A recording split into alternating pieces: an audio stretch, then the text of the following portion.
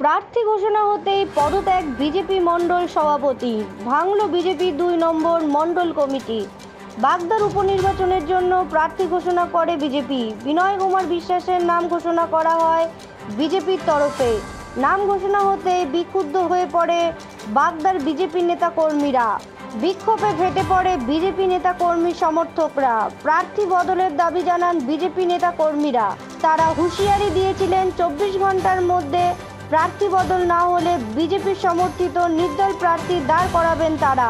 হুঁশিয়ারি দেওয়া 24 ঘন্টার মধ্যে পদত্যাগ করল বিজেপির বাগদা 2 নম্বর মণ্ডলের সভাপতি সমীর কুমার বিশ্বাস। বাগদা 2 নম্বর মণ্ডলের সভাপতির পদত্যাগের পর শোরগোল পড়ে যায় বিজেপির অন্দরে।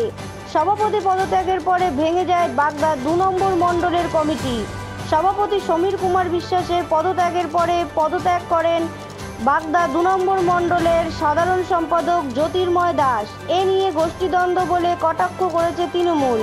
বাগদা 2 নম্বর মণ্ডলের সভাপতি সমীর কুমার বিশ্বাস বলেন, আমরা দাবি জানিয়েছিলাম বাগদার ভূমিপুত্রকে এবার প্রার্থী করা হোক, কিন্তু সেই জায়গায় অন্য একজনকে প্রার্থী করা হলো, সেই কারণে এই পদত্যাগ। সভাপতি পদত্যাগের কারণে বাগদা 2 নম্বর মণ্ডলের সাধারণ সম্পাদক জ্যোতির্ময় দাসও পদত্যাগ করেন।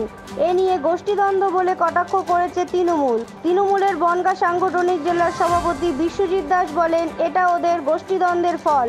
প্রার্থী নিয়ে ওদের নিজেদের মধ্যে মারামারি চলছে, উপনির্বাচনে ওদের ভরাডুবি হবে। আমার পদত্যাগ করার উদ্দেশ্য দীর্ঘদিন ভারতীয় জনতা পার্টি করি। সেই ভারতীয় জনতা পার্টি থেকে আমি বাগদা 2 নম্বর মণ্ডল সভাপতি ছিলাম এবং রানিং পঞ্চায়েতের প্রধানও আছে। কিন্তু যেহেতু সাংগঠনিক পদ আমাকে দিয়েছিলেন আমাদের জেলা সভাপতি দেবদাস মণ্ডল, তার কাছে আমাদের দাবি ছিল যে দাদা আমাদের যে প্রার্থী হবে সেই প্রার্থী যেন ভূমিপুত্র হয়। হাজারবার বলা সত্ত্বেও আমাদের সেই কথা রাখেননি, যে কারণে সাধারণ লোকের কাছে আমার এই জবাবদিহি করতে করতে মানে একটা বিধিচ্ছুদ্ধ এসে গেছে এবং সাধারণ লোক বলতে যাচ্ছে যে জেলা সভাপতি দেবদাস মণ্ডলের সঙ্গে এই যে সভাপতি এরাও মিলিত, নাহলে বহিরাগত প্রার্থী এখানে কিসের জন্য দেওয়া হবে? বাগদায় কি কেউ নেই? বাগদায় কি শিক্ষিত ছেলে নেই? বা বাগদায় 5-6 যারা জমাতে ছিল তারা কি তার যোগ্য নয়? আর যাকে দাঁড় করেছে তার যোগ্যতা কত? আমি চাই সে দেখাক না তার যোগ্যতা, তার সার্টিফিকেটটা দেখাক যে আমার এত যোগ্যতা আছে, মেনে নেব। পদত্যাগপত্র আমাকে যিনি দিয়েছিলেন আমাদের জেলা সভাপতি দেবদাস মণ্ডল, আমি দেবদাস মণ্ডলের কাছে পাঠিয়েছি, এখনো কোনো উত্তর পাইনি। প্রার্থীর প্রতিবাদ, প্রার্থী বহিরাগত প্রার্থী কোনোভাবেই আমরা বাগদার থেকে মেনে নেব না। বিশেষ করে সাধারণ মানুষ আমাকে যারা আমার সঙ্গে আছে তাদের মতামত নিয়ে আমি বলছি। যেহেতু আমি করিয়া পঞ্চায়েত প্রধান এবং মণ্ডল সভাপতি ছিলাম, হাজারো জবাবদিহি আমাকে করতে হচ্ছে। আর আমি এই পদে থেকে আমি এই জবাবদিহি করতে যাবো কেন? আমি যদি এই পদে না থাকতাম তাহলে সবাই জানতো যে সমীর এর সঙ্গে জড়িত নয়।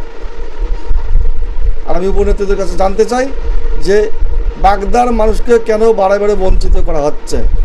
আমিও পদত্যাগ করছি বলতে আমাদের দলের যে সিস্টেম রয়েছে, মণ্ডল সভাপতি যদি না থাকেন তার যে কমিটি সেটা থাকে না। আমি এই বাগদা 2 নম্বর মণ্ডলের সাধারণ সম্পাদক জ্যোতির্ময় দাস, কাজে উনি যখন নেই আমাদেরও কমিটিটাই ভেঙে যাচ্ছে। আর তাছাড়া ব্যক্তিগতভাবে এই যে উপনির্বাচন, এখানে বাগদা 4 মণ্ডল সভাপতিকে কাউকে দল কোনো সম্মান দেয় না।